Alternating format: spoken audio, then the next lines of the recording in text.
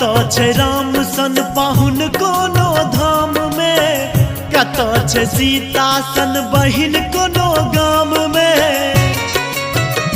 जतो सुगा कहे हो,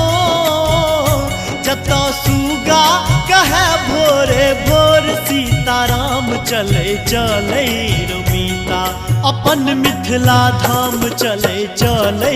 रमीता, अपन मिथिला धाम चले चले